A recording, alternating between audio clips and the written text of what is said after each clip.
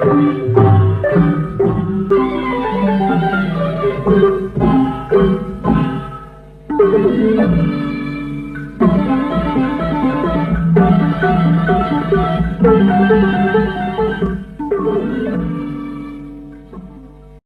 ဂလာပါຫນွေဦးနေရမ2025ခုနှစ်ဇွန်လ9ရက်နေ့ညနေပိုင်းသတင်းများကိုစတင်စီရင်ခံပါတော့မယ်ခင်ဗျာကျွန်တော်တောက်ကြပါသတင်းကောင်းစဉ်နိုင်ငံတကာမှာစစ်ကောင်စီဘက်မှယက်တီထုတ်ခံပေးမှုအတွက်တရုတ်ကိုကျေးဇူးတင်ပြီးတရုတ်သမ္မတရှီကျင်းဖျင်ကိုအနာဂတ်ကဘာရဲ့ငြိမ်းချမ်းရေးမြင့်တင်နိုင်သူဟုမဲအောင်လှိုင်မြောက်ပဲလိုက်ခြင်း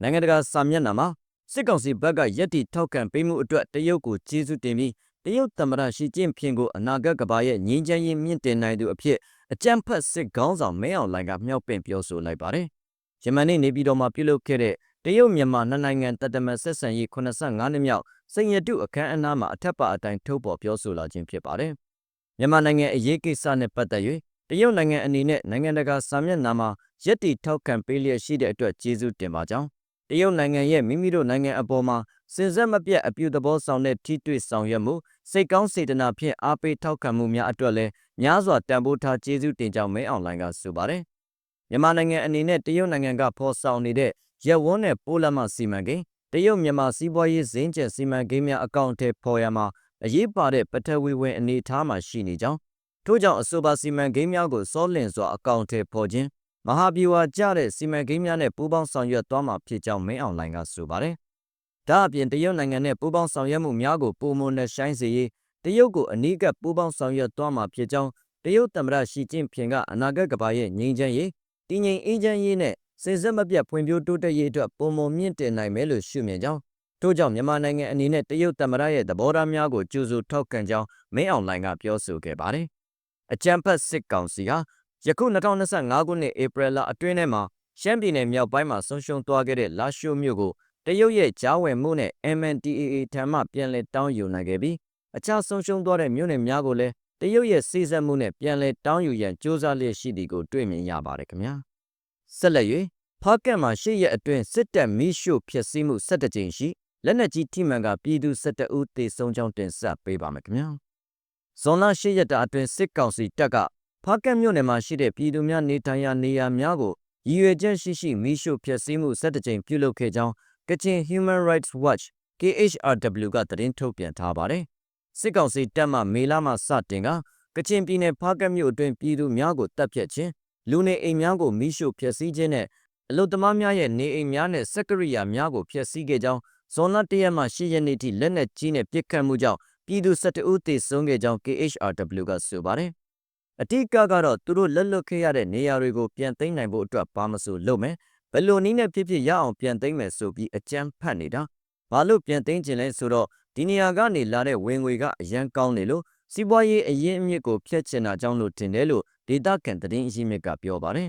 ်ယနေ့ဇွန်လ9ရက်နေ့နနက်တနာရီအချိန်မှာဖားကန့်မြို့နယ်စိုင်းတောင်အထက်မော်လကင်ရွာဘက်မှာပောက်ကွဲမှုဖြစ်ကမီးလောင်ခဲ့ကြောင်းသိရှိရပါတယ်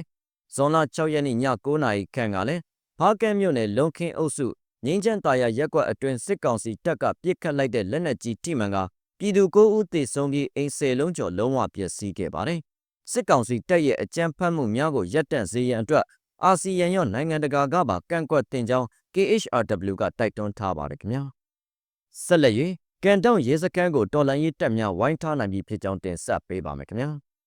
စကိုင်းတိုင်းပလဲမြို့နယ်ကန်တောင်ရဲစခန်းကိုတော်လှန်ရေးတပ်များဝိုင်းထားနိုင်ပြီဖြစ်ကြောင်းသိရှိရပါတယ်စစ်သားရဲနဲ့ပြူအင်အားတရားဝန်းကျင်ခန့်ရှိတဲ့ကန်တောင်ရဲစခန်းကိုဇွန်လ2ရက်နေ့မှာစတင်ကတော်လှန်ရေးတပ်ဖွဲ့များကတိုက်ခိုက်လျက်ရှိရမှာယနေ့ဇွန်လ9ရက်နေ့ထိတိုက်ပွဲပြင်းထန်နေကြောင်းဒေတာရင်းတော်လှန်ရေးသတင်းရင်းမြစ်တို့ကပြောပါတယ်။ကန်တောင်ရဲစခန်းကိုဝိုင်းထားပြီးစခန်းနောက်ဘက်ကျောင်းကိုရပြီးစကန်းမျက်နှာချင်းဆိုင်3တက်တိုက်လေးရပြီးစကန်းတဲ့မြေမြုံမိုင်းတွေအထက်ထက်ခင်းထားလို့မဝင်နိုင်သေးတာလို့ဒေတာရင်းတော်လှန်ရေးရဲဘော်တအူးကပြောပါတယ်။ဇွန်လ6ရက်မှာအင်မတီပြူရွာမှကန်တောင်ရဲစခန်းကိုစစ်ကူလာတဲ့စစ်ကြောင်းကိုပြည်သူ့လွတ်မြောက်ရေးတပ်မတော် PLA ကကြားဖြတ်တိုက်ခိုက်ခဲ့ရမှာ20ကျော်သေဆုံးပြီးအင်မတီပြူရွာဘက်ကိုပြန်လည်ဆုတ်ခွာသွားကြောင်း၎င်းကဆိုပါတယ်။အင်မတီပြူရွာကထွက်လာပြီးကြားတိုးတက်လာတဲ့စစ်ကြောင်းကို PLA ကကြားဖြတ်တိုက်တာ20ကျော်သေစစ်ကြောင်းပြက်ပြီးအင်မတီရွာဘက်ကိုပြန်ဝင်သွားတယ်လို့၎င်းကဆက်လက်ပြောဆိုပါတယ်။ဇွန်လ9ရက်နဲ့6ရက်ကအင်မတီပြူစောတီရွာကိုလေကြောင်းမှနေ၍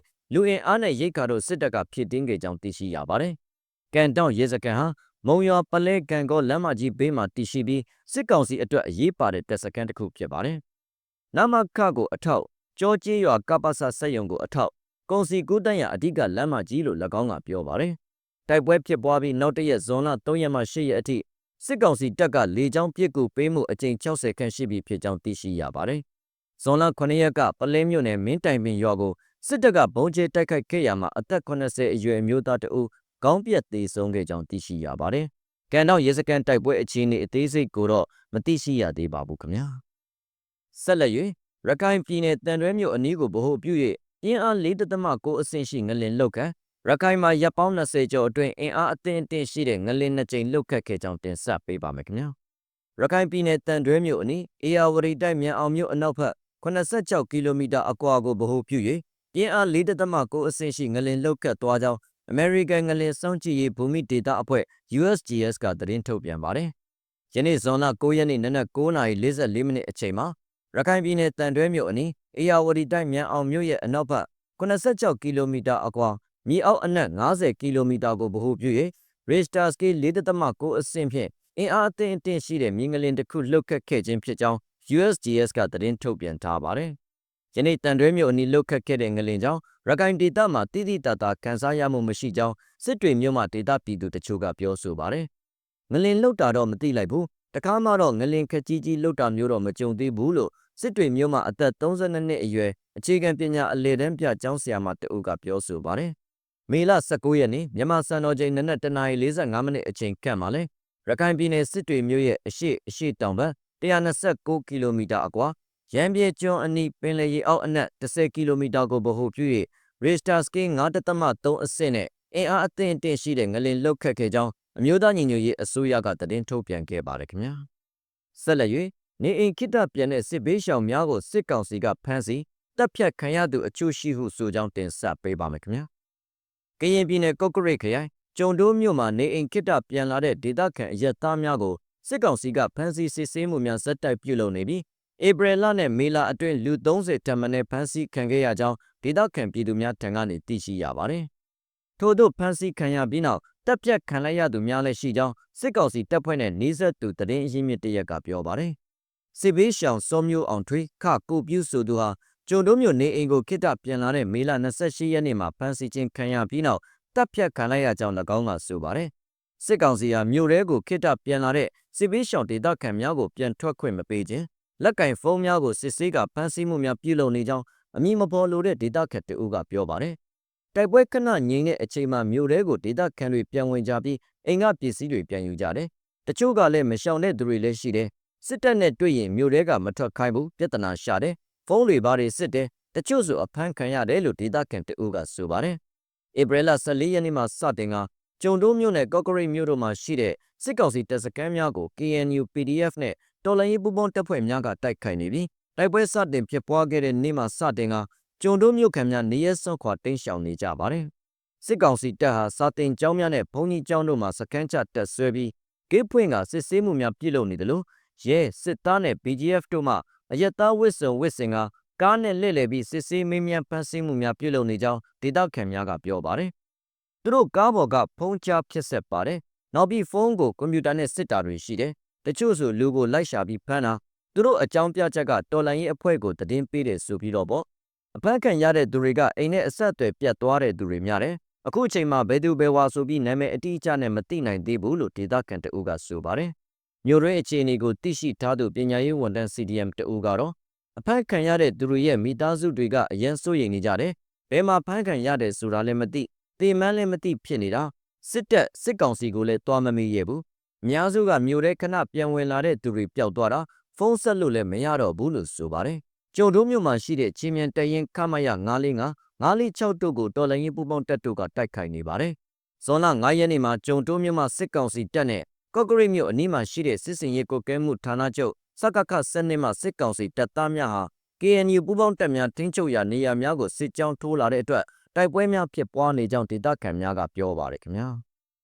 ဟုတ်ကဲ့ပါခင်ဗျာအဆုံးထိကြည့်ရှုခဲ့ကြတဲ့အတွက်ကျေးဇူးတင်ရှိပါတယ်သတင်းကြည့်ရှုသူပြည်သူလူထုအပေါင်းစစ်မိတ်စာလက်မှအမြန်ဆုံးလွတ်မြောက်ပြီးနိုင်ငံတော်အသစ်ကိုအမြန်ဆုံးတည်ဆောက်နိုင်ပါစေလို့ကျွန်တော်တို့ຫນွေဦးနေရန်သတင်း channel မှာဆုတောင်းလိုက်ပါတယ်ခင်ဗျာလူထုဘက်ရက်တည်ခြင်းသတင်းအစစ်အမှန် ຫນွေဦးနေရန်